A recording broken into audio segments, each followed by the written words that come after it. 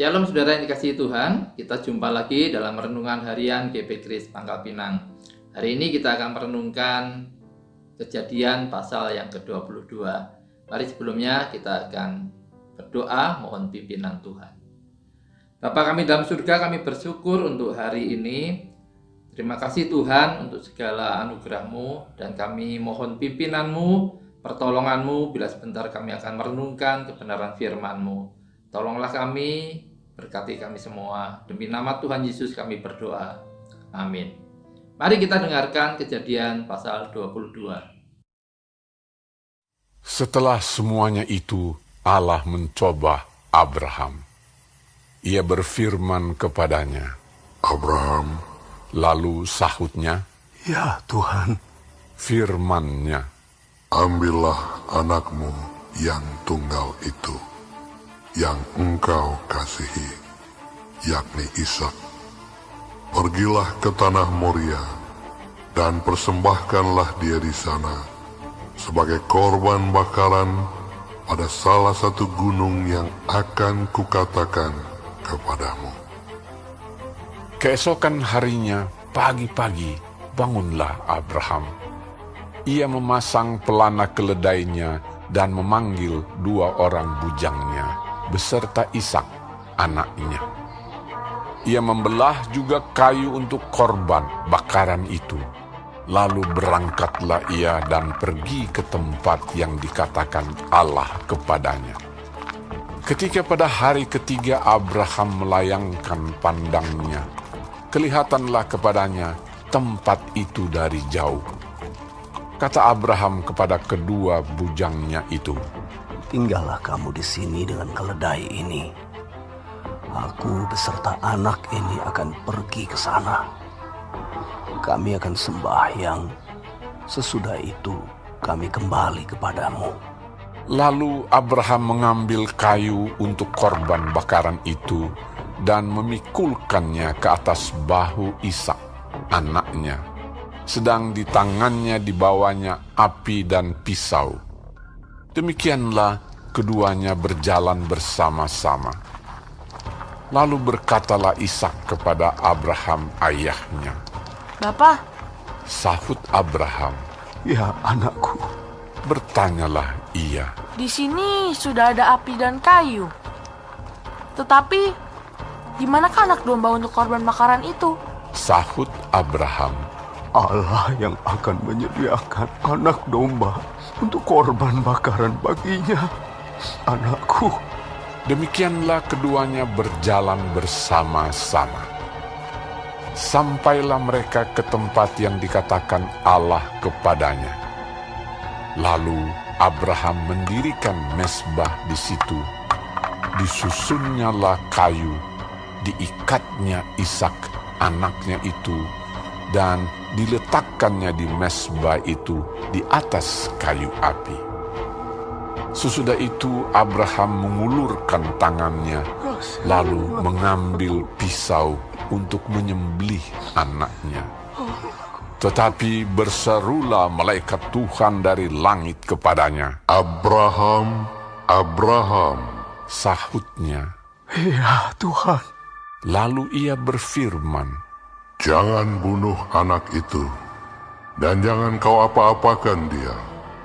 Sebab telah ku ketahui sekarang bahwa engkau takut akan Allah, dan engkau tidak segan-segan untuk menyerahkan anakmu yang tunggal kepadaku. Lalu Abraham menoleh dan melihat seekor domba jantan di belakangnya, yang tanduknya tersangkut dalam belukar. Abraham mengambil domba itu, lalu mengorbankannya sebagai korban bakaran pengganti anaknya. Dan Abraham menamai tempat itu Tuhan menyediakan. Sebab itu sampai sekarang dikatakan orang, di atas gunung Tuhan akan disediakan. Untuk kedua kalinya berserulah malaikat Tuhan dari langit kepada Abraham. Katanya, Aku bersumpah demi diriku sendiri, demikianlah firman Tuhan. Karena engkau telah berbuat demikian, dan engkau tidak segan-segan untuk menyerahkan anakmu yang tunggal kepadaku, maka aku akan memberkati engkau berlimpah-limpah dan membuat keturunanmu sangat banyak, seperti bintang di langit dan seperti pasir di tepi laut, dan keturunanmu itu akan menduduki kota-kota musuhnya. Oleh keturunanmu lah semua bangsa di bumi akan mendapat berkat, karena engkau mendengarkan firman-Ku. Kemudian kembalilah Abraham kepada kedua bujangnya, dan mereka bersama-sama berangkat ke Beersheba, dan Abraham tinggal di Beersheba. Sesudah itu Abraham mendapat kabar, Juga Milka telah melahirkan anak-anak lelaki bagi Nahor, saudaramu. Us anak sulung, dan Bus adiknya, dan Kemuel ayah Aram. Juga Keset, Haso, Pildas, Yitlaf, dan Bituel. dan Betuel memperanakan Ribka. Kedelapan orang inilah dilahirkan Milka bagi Nahor, saudara Abraham itu. Dan gundik Nahor yang namanya Reuma melahirkan anak juga, yakni Tebah, Gaham, Tahash, dan Maaka. Saudara, dalam Kejadian pasal 22 ini dikisahkan bahwa Tuhan memerintahkan Abraham untuk mempersembahkan Ishak anaknya di atas mezbah. Ini tentu ujian yang paling berat yang pernah dihadapi oleh Abraham. Ini lebih sulit daripada ujian-ujian sebelumnya yang melibatkan Lot dan Ismail. Saudara, peristiwa ini merupakan ujian kasih Abraham. Di ayat 2, kita menemukan pemakaian pertama kali kata kasih di dalam Alkitab. Abraham tentu sangat mengasihi Ishak, putranya, anak yang telah lama dia nantikan kehadirannya. Bahkan Ishak adalah anak perjanjian yang diberikan Tuhan kepada Abraham.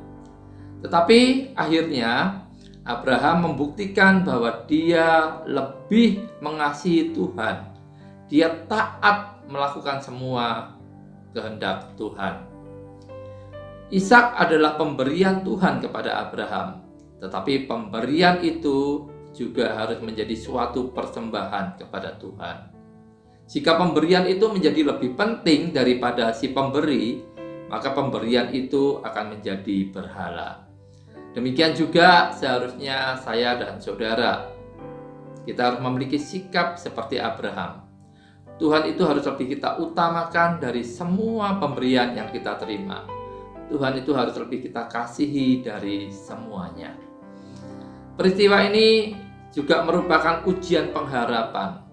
Sebab rencana keselamatan Tuhan bagi dunia ini melibatkan Ishak. Jika Ishak meninggal, bagaimanakah bangsa Yahudi dapat dibentuk dan sang juru selamat dilahirkan? Namun saudara, Abraham memiliki pengharapan yang hidup sebab ia percaya kepada Allah yang hidup. Pada saat yang tepat, akhirnya Tuhan menyediakan seekor domba jantan untuk menggantikan Ishak. Di sini Tuhan menyatakan dirinya untuk lebih dikenal oleh Abraham. Nama Yehovah Jireh berarti Tuhan akan memelihara atau Tuhan akan menyediakan. Domba jantan adalah pemeliharaan Tuhan yang disediakan bagi Abraham untuk menggantikan Ishak. Dan Yesus Kristus adalah jaminan yang disediakan Allah bagi seluruh dunia. Melalui pengalaman ini, Abraham mengarahkan pandangannya kepada Kristus dengan iman dan dia bersukacita. Seperti yang Yohanes 8 ayat 56 katakan, Abraham bapamu bersukacita bahwa ia akan melihat hariku, dan ia telah melihatnya dan ia bersukacita. Saudara, saat ini kita hidup di masa setelah janji Mesias itu telah Tuhan genapan. tetapi kita juga sedang menanti janji akan kedatangan Yesus kembali. Mari kita senantiasa mengarahkan pandangan kita pada janji dan pengharapan akan Kristus. Percayalah, Tuhan akan memelihara kita sampai saat itu tiba. Amin. Tuhan Yesus memberkati.